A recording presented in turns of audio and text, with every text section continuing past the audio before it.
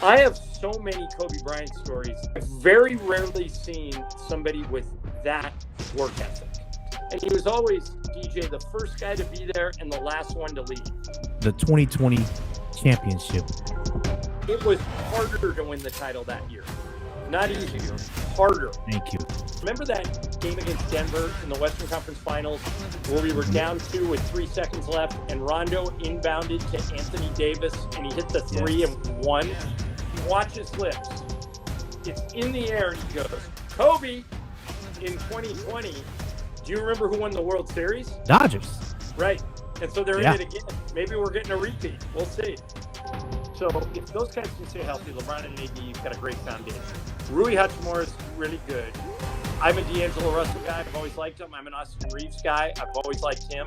So I think if they can keep those starters healthy, that they can compete. Now, do you know who O'Shea Jackson Jr. is? Ice Cube's son. He's a really good actor. Right out of Compton, crazy motherfucker named Ice Cube. From the gang called niggas with attitude. That's his favorite phrase. If I see him out in public, I walk over and whisper, Lakers in 5.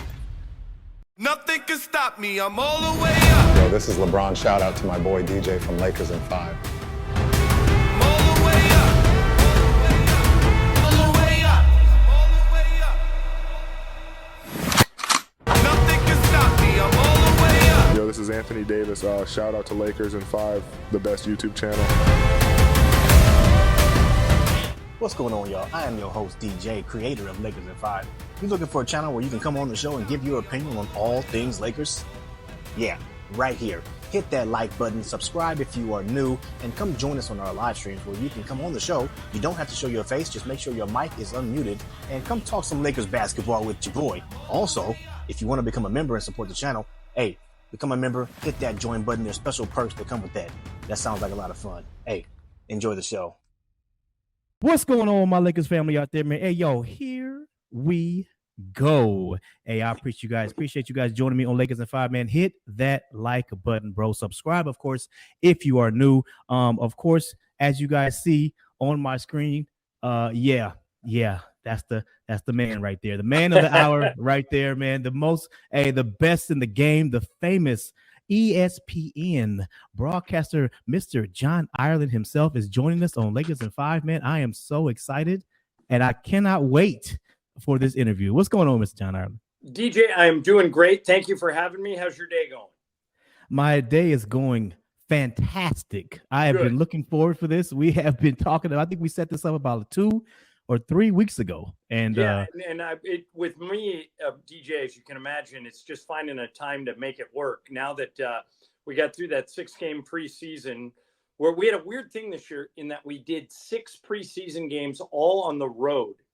You know, little inside info for your audience. They're renovating crypto. For fans that are actually going to the game on Tuesday night, you'll see there's a new scoreboard, there's a new concourse. They were going to do new locker rooms for the Kings and the Lakers when the Clippers moved out, but they never got to those. Okay. But bottom line is we had to go play 6 games on the road. We did 2 in Palm Desert. We did 1 in Vegas. We did 1 in Phoenix. We did 1 in San Francisco. So we've kind of been all over the place. So I'm glad we finally connected. Wow. Oh, great. Okay. That's cool. I did not know that. That's fantastic. Yeah, normally in the preseason, we would do 2 or 3 games at Crypto, or we do them in Anaheim, or we do them closer. But this year, for whatever reason, they sent us out. We did 1 game in Milwaukee. We flew all the way to Milwaukee just for 1 preseason game. And that was the Oliveri game. So I was really happy for Quincy because that's the game where he got hot and brought everybody back. And that was the first step into him getting a 2-way contract. So that turned out to be a trip worth it for him, at least. Oh yeah. Oh, definitely. Yeah. I know he's I really like that guy too. I like his character, his humbleness. I really like him, man. So I'm so excited for him. So happy for him. Hopefully I can get him on Lakers in 5 one day too as well. Appreciate you again joining me, taking time out of your busy day to join us. I'm super excited and super grateful to have you on Lakers in 5 podcast. So just quick little background, of course, and then we're gonna get to the present Lakers later on in the interview. So my first question to you, Mr. John Ireland, is when and who influenced you to become a Laker fan? That's easy. Chick Hearn. For people that are, how old are you, DJ? 40. Okay, so I've got 20 years on you. Okay. And you probably remember Chick doing games when you were a kid, but most people that are 25 or younger don't remember him. And I always do this when I do these podcasts is do yourself a favor and go onto YouTube and type Chick Hearn, Hearn, into a YouTube search. And if you're anything like me, you will be there for a couple of hours. He was that good. He's the best basketball announcer that ever lived. He was my mentor. He was Bill McDonald's mentor. He taught all of us how to do this. He had kind of his own language. And when I was a kid, I didn't sleep a lot. I still don't. That's kind of something that's followed me into adult life. So I would take a transistor radio. If you don't know what that is, kids, look it up. But I would take a transistor radio, which is about the size of a cell phone, and I'd put it underneath my pillow, and I'd put my head on the pillow so I could hear Chick through my pillow, but I'd keep it low enough that my mom and dad couldn't hear it.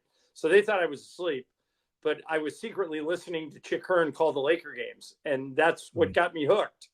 And I thought, man, how great would it be one day to get to do something like that? I never envisioned I would get his actual job, but I knew I wanted to be a sportscaster listening to Chick describe the games.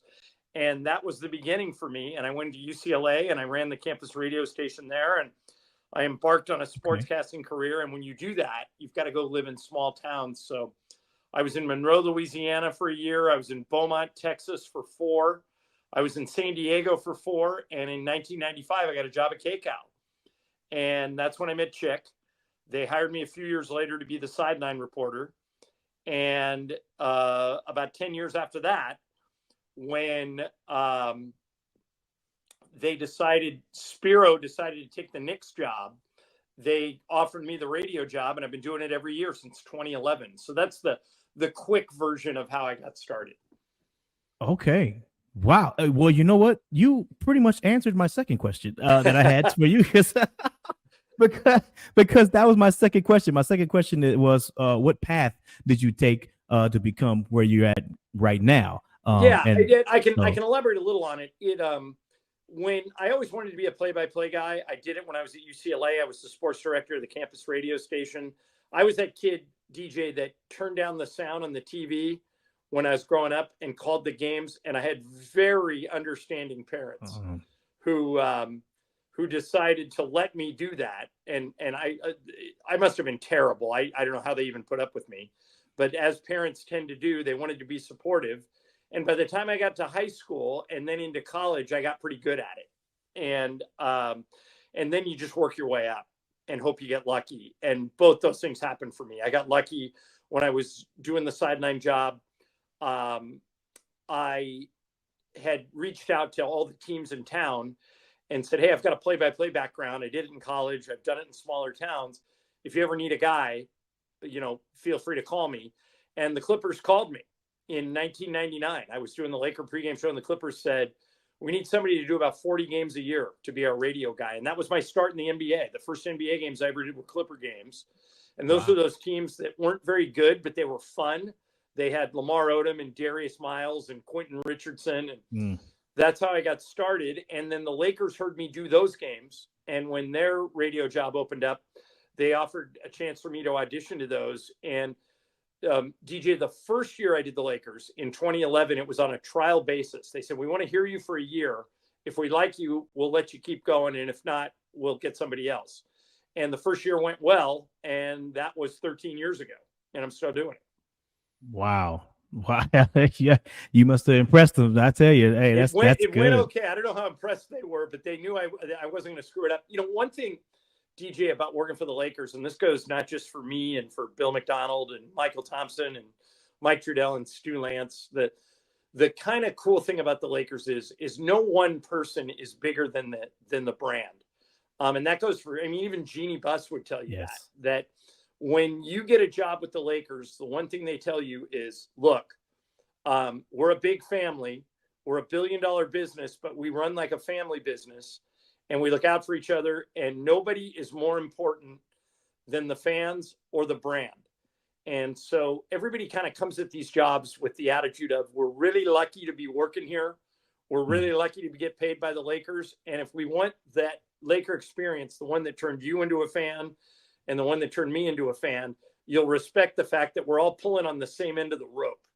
And we're all trying to provide a great experience for the Lakers. We want you, if you invest 2 hours listening to the game on the radio or watching TV, or if you're lucky enough to get to go to the games, we want you to walk away from that and be even more of a fan than you were before. And if everybody is supportive and helpful and excited and enthusiastic and really happy to be there, which all the announcers are, then it's kind of contagious and it becomes this really cool thing. And it doesn't matter if you're black, white, green, brown, doesn't matter if you're rich or poor, doesn't matter if you're male or female or straight or gay. There's room for everybody under the Laker tent. And that's a really cool feeling, that when you look around the building and when we travel on the road and see everybody in all the Laker gear, that we know they're all part of this big kind of Laker thing. And it's a really fun thing to be a part of. But I always try and remember, look, don't screw it up. Like, my job is basically, you're stuck in your car. I know you're trying to get home so you can watch the game on TV. Take care of that guy in the car. And Michael and I take a lot of pride in that and make sure that when you get home and flip the game on TV, you're going to feel like you've already been watching it, because we did a good job of describing it. So that's kind of what we're shooting for. That's that. And you know what? That's exactly right. That's what Chick Hearns used to do. I tell you, I remember Chick Hearns. Yeah. Oh yeah. I remember my dad used to watch almost every Laker game. Him, my dad, and my grandpa, and I used to listen to Chick Hearns all the time. So I definitely remember him, and he's the best at it. You know what I mean? And so yeah, I agree. He had that ability, DJ, and this was something that I always tell people, that I grew up going to sportscaster school, but I didn't know it, because when I was growing up, Chick Hearn had the Lakers, Vin Scully had the Dodgers, Dick Enberg had the Angels, and Bob Miller had the Kings. Those are 4 Hall of Fame hockey announcers, and play-by-play announcers. And the one thing they all had in common was this enthusiasm that it made it sound and look like there was no place they would rather be than where they were. And I honestly feel that when Michael and I are at Laker games, there's nothing else we'd rather be doing. I'm a big Dodger fan. I'm really happy they're in the World Series. I'm going to miss the first 3 World Series games because I have Laker games at exactly the same time. And I'm okay with that. I'm going to root for the Dodgers and keep an eye on those games. But there's nowhere I'd rather be than doing a Laker game, just because to me, that's the most fun you can have doing anything. Oh yeah. That's all me. I love watching Laker games. Yeah, that's all me. And that's I wish I would have started this channel a long time ago, but well, I don't know if the technology existed. It's all kind of caught up with us now. Now, I mean, you're sitting in a studio and I'm sitting in my guest house, in my guest room, and we're talking over a video stream, which I don't know, 10 years ago, definitely not 20 years ago, wouldn't existed. So don't beat yourself up too bad. This is the best time in the world to be a Laker fan, because we can connect in so many different ways. Oh yeah, definitely. Yeah, definitely. I started this podcast around 3. This would be my 3rd season going with this podcast. And I was just really, really busy, going to college, and then going to the military after that. I went to the Marine Corps after that. So it's just thank you. So I just been service, man. I am unapologetically patriotic about the military. I think you guys, without you, we all couldn't live the lives we live. So I appreciate your service and all your fellow, soldiers for helping us out and defending the country. I think that's awesome. Oh, thank you. Appreciate it. Yeah. So, after that, and then, I started working, and then I was like, you know what? I've always talked Lakers all the time. So you know what? I'm gonna start this podcast. So I did it. And so I'm excited. And so, hopefully I guess what the path that you took, I guess for me, I'm 40 years old now. So I guess that means I'll be at ESPN LA when I'm about 55. I think maybe 15 years. Well, I can't do this forever, and somebody's going to have to replace me. It might as well be you. It is you've got to have some luck though, DJ, too, in that there are a lot of talented people who could do these jobs. One thing that helped me is when I was the sideline reporter for 10 years. I had Mike Trudell's job for 10 years before he did, and now he's past me. This will be his 13th year. But one thing about that is you get to know everybody in the Laker building, and you get to know everybody in the Laker family. So when they knew I had a play-by-play background, they knew I understood that thing I talked about at the start of this, in that I was never going to put myself or anything else ahead of the brand. And if they know that you're willing to treat the Lakers as like what I talked about, like this really fun global thing that we all look forward to the games every night, and we look forward to getting news about the team. And we, if you're willing to support that and you're willing to help grow the brand, there's a place for you here. So I would not give that dream up. You never know where, when your phone's going to ring and you might get a chance to do this. I'll be definitely waiting for that phone call. I'm gonna tell you, definitely. Yeah, I mean, that's pretty much what we do here. They called me. I went to my wife. The first thing I said to her, I hope I'm not being punked. I think they just offered me the Laker radio job, and sure, thank God I wasn't. But it all worked out. But that was a crazy day. I'm definitely waiting for that phone. I'll be waiting for sure. And that's pretty much what we do on over here. Laker news, Laker rumors, and we do play-by-plays as well over here. I cover every single game, and we do play-by. So I'm already practicing. Let me tell you. I like it. So great. I'm glad you answered that question, because that's definitely, that was one of the most important questions on this show. Okay, because I want to follow the same path. Okay, so let me. So my next question though. This is obviously a Lakers channel. I wouldn't be doing the audience justice if I didn't ask about Kobe Bryant, right? Sure. So I gotta ask you, what is your best Kobe Bryant story or moment, and when did you first meet him? Met him right after we drafted him in the summer of 1996. And he was mature beyond his years, DJ. When I met him, he was 17, but he talked like he was 30. You just knew he had this vision and this drive that he was going to make work. I have so many Kobe Bryant stories that my radio friends all make fun of me because I've told them so many times on the radio. But I've very rarely seen somebody with that work ethic. He was just not going to be. I'll tell you, I'll cheat a little and tell you two stories. The first one is I've been on the radio in LA at every possible day part. I've done the morning show. I've done mid-mornings. Right now I'm in the middays. I did afternoon drive. Mason and I started at night. And so it became this running joke that whenever I would always have to go to the arena early and do my radio show from the arena. And no matter what time I was there, if I was there at 10 in the morning, if I was there at noon, if I was there at 3, if I was there at 6, Kobe was always there working, always taking shots, working with a trainer, doing something. And I realized that was his MO. He was just not going to be outworked. And if he was going to lose, it wasn't going to be because somebody else prepared better than he did or worked harder than he did. And here's the story that illustrates that. We used to have a coach, a guy named Larry Drew. And Larry played for the Lakers, was one of our assistants. He's still a coach in the league. He had a son, Larry Jr., who was a really good high school player. Went to North Carolina, transferred out of there, played for UCLA for a year. Really good young player. So Larry, the father, the dad, went to Kobe once and said, "Hey, I really think my son would benefit from working out with you and seeing how hard you work. Would you be okay if he worked out with you?" And Kobe said, "Of course. Yeah, give me his number." So, Larry's 17 and Kobe's probably 25, 26 at this point. And he calls Larry Jr.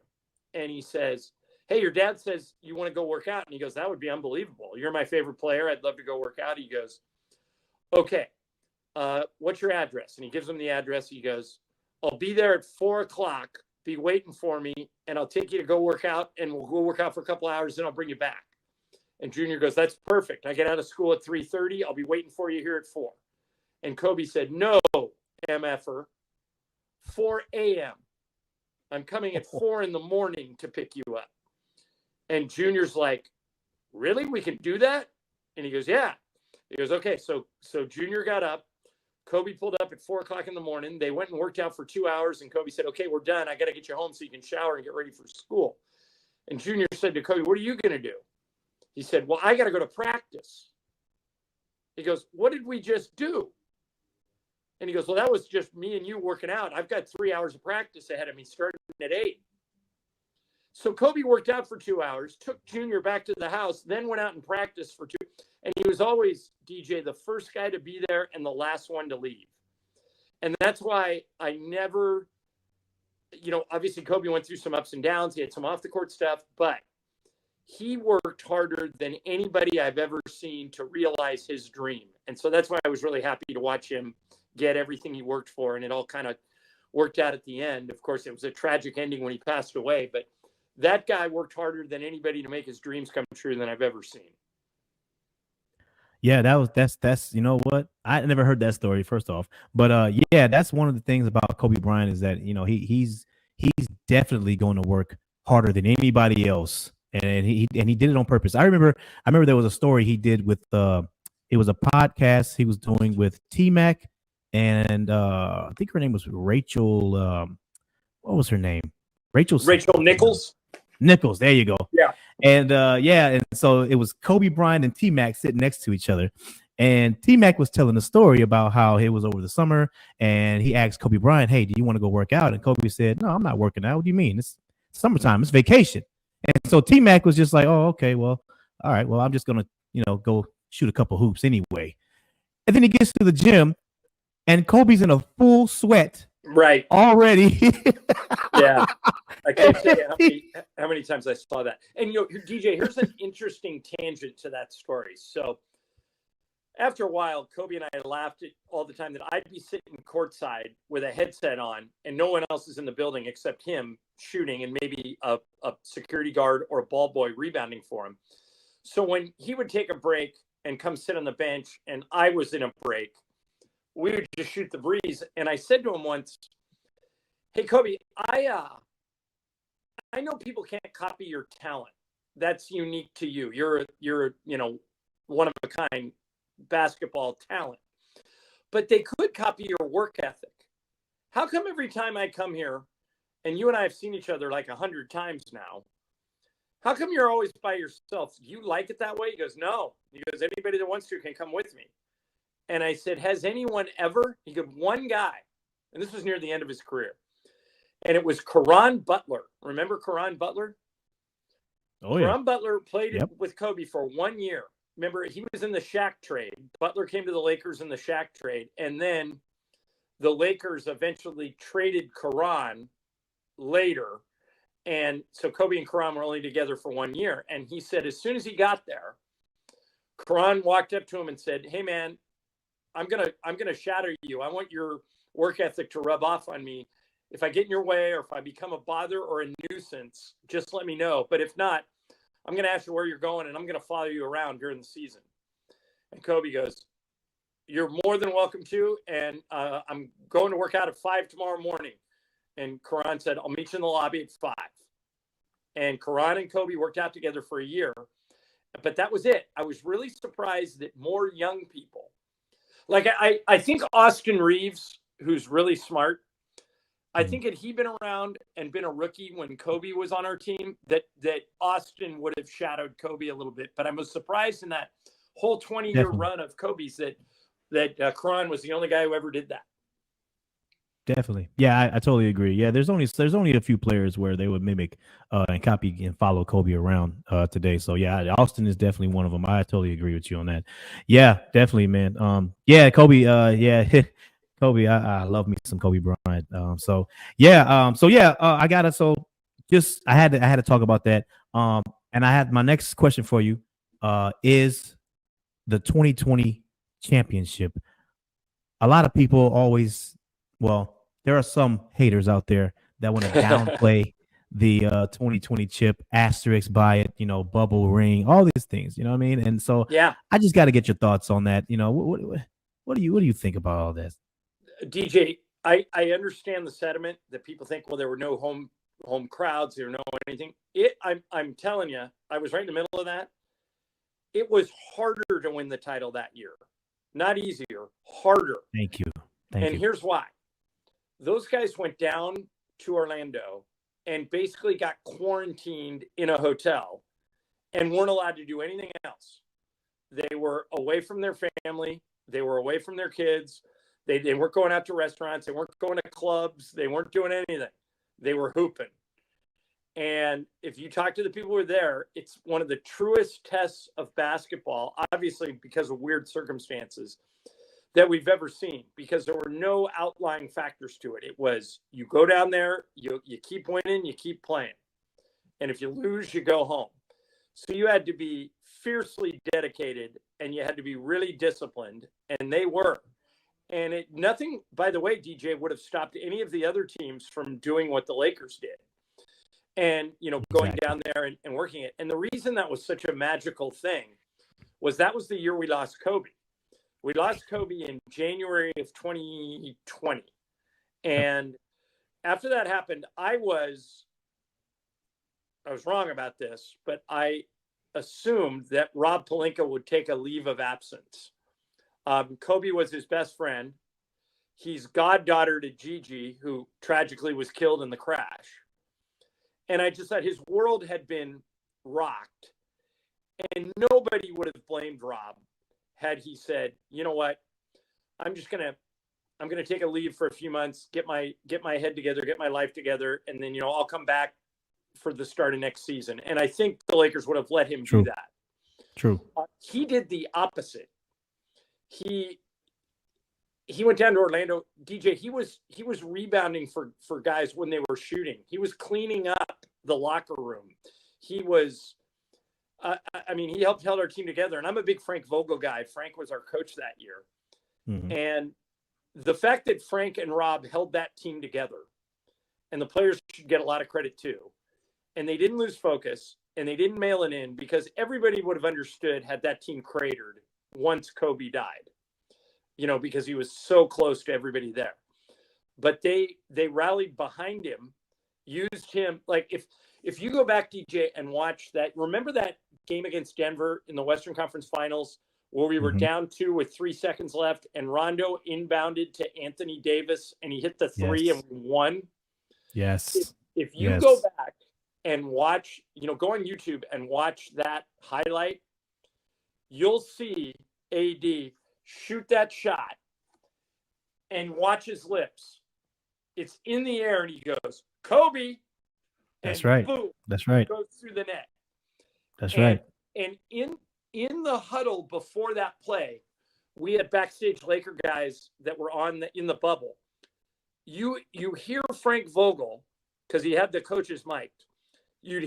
Frank Vogel looked at the players during that run late in that Denver game and goes, everybody look down at your jersey. And all the players looked down and they were wearing those Mamba jerseys, those snakeskin jerseys. Yes. Said, you're all wearing his jersey. Now have the confidence to take the shot. And it's exactly what happened. AD grabbed it. Rondo was looking around for anybody. AD got open. He threw it to him. And AD, without missing a beat, just full confidence. And Anthony Davis isn't a great three-point shooter. Right. But career, he's like a 25-30% three-point shooter. But right. he knew that was going in. And so they ran towards Kobe in 2020. And so I know I kind of got away from your original question, which was, do I think the 2020 title's legit? Not only do I think it's legit, I think it was harder. And I think people that were down there will tell you it was harder. And the only thing I hated about it was that our fans didn't get to enjoy it, that our fans weren't in the building. But there was, and I know Jeannie hated that too. She's talked about it, but there was nothing. And no parade. We were making the best of a bad situation. And I was really proud of those guys. I thought that was a really fun team. Looking back, I wish we would have kept them together longer. We broke them up when the Westbrook trade came around and they kind of went for it. But man, that was a fun team. And those guys deserved those rings and everything they earned. That was really fun. Definitely. And I was hoping for a parade, but it didn't happen either. But maybe you never know. All right. Remember, One remember, DJ, in 2020, do you remember who won the World Series? Dodgers. Right. And so they're in Yeah. it again. Maybe we're getting a repeat. We'll see. Yes. I can't wait. Yeah, it's gonna be a good series. Back in 2020 when we won, I was telling my wife, I was like, you know what? It'd be fantastic if the Lakers decided to make one more extra ring and give it to Vanessa, because Kobe Bryant's his whole goal was to catch Mike. He wanted to catch Michael Jordan with 6 rings. And I was like, you know what? I hope they make one more extra ring for Kobe and give it to Vanessa. That way Kobe will have 6. That'll be fantastic, because they may have done that. Vanessa's I'll find awesome. out. You're the first person I've ever heard suggest that, and it's a great idea. But Vanessa and Jeannie are pretty close. They talk, and Linda Rambis talks to Vanessa. They, with the statues coming out, they coordinate all that through Vanessa. Vanessa's still very close with all of our security guards who were, good friends of Kobe's when she played. So I'll find out if they gave. I'd be surprised if they did. I mean, they gave me a ring. I would hope they gave her one. But yeah, I wouldn't be surprised if they did. She's Laker family, and if she wanted one, I'm sure they would do that. Oh man, that'll be great. Yeah, definitely let me know that one, because I said that to my wife, and I was like, man, that'll be, because the whole team won it for Kobe. I mean, after every timeout huddle, they were saying, Kobe, let's do it for Kobe. I mean, that whole season was for him. You know what I mean? So, well, one of the things great. I remember about that year is, remember when we were supposed to come back and play, we found out about Kobe. We're all flying home from Philadelphia when the helicopter crash happened. And so when we landed, we landed in total devastation because everybody knew what had happened.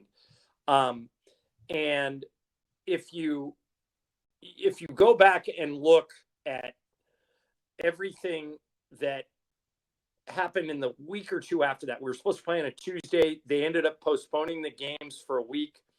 We played Portland, and remember, LeBron was asked to say a few words to the crowd, and he walked out there with a written speech, and he tore it up. I remember. And he said, "I'm just going to speak from the heart." And he goes, "We're going to win. We're going to keep playing for Kobe. We're going to try and win it for Kobe, and we're never going to forget him." And to set that as the goal, and then to go out and actually accomplish it, is pretty amazing. Really hard to do, but they did it. Right. Yeah, I agree. Yeah, that'll be some great.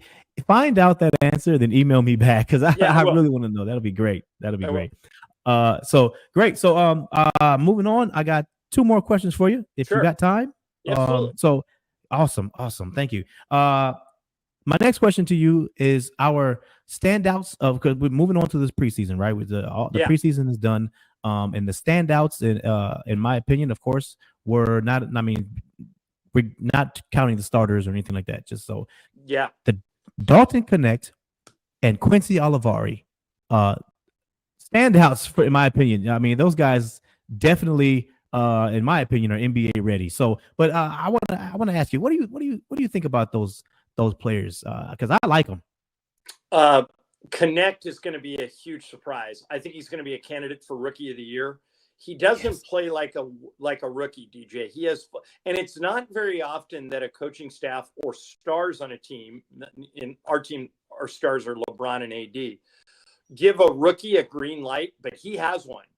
They want Dalton Connect to shoot. Matter of fact, I think JJ would only take him out if he didn't shoot those shots. He wants him shooting those shots, and he's ready to contribute right now. I think not only is he going to be a candidate for Rookie of the Year, I think he's going to be all rookie first team.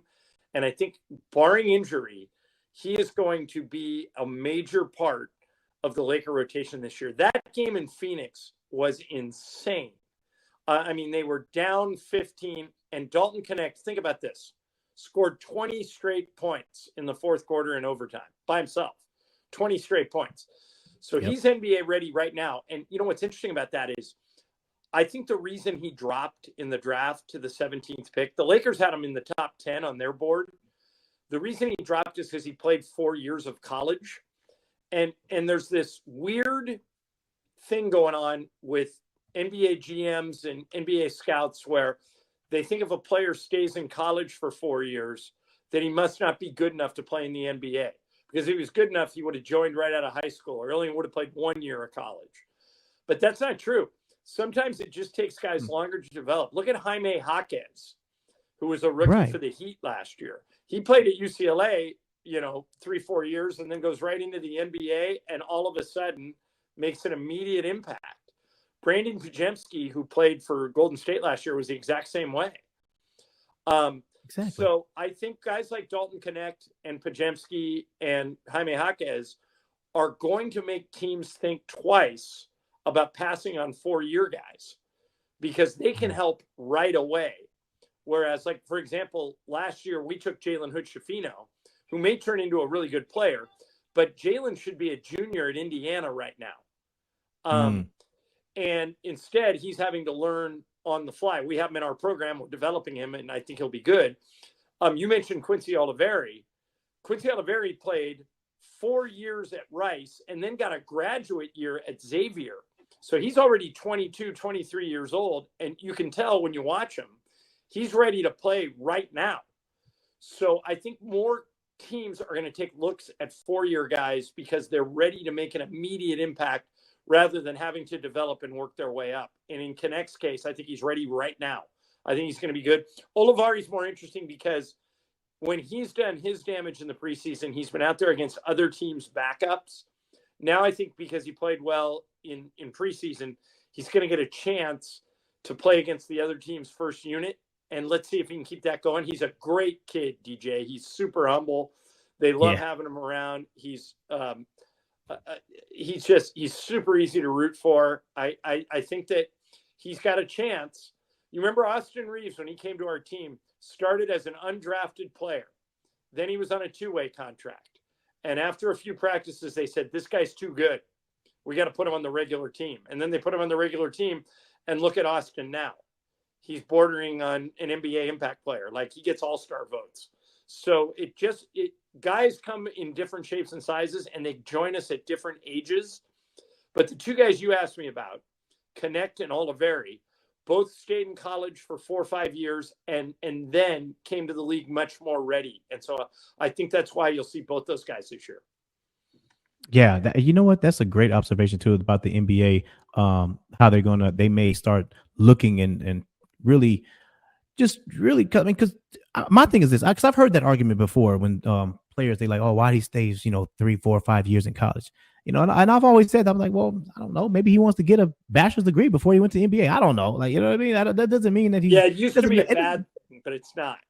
Yeah. I don't know. Yeah, I did hear that before too. So yeah, I don't know, but I think NBA teams definitely now, especially if Dalton Connect gets Rookie of the Year, and to be honest, he has a really good shot. I mean, the guys that I'm seeing that went ahead of him in the draft, I'm like, they're not impressing me. So yeah, well, the only reason he dropped is because he was older, and the fact that he's older is actually a good thing, not a bad thing, and people are going to see that this year.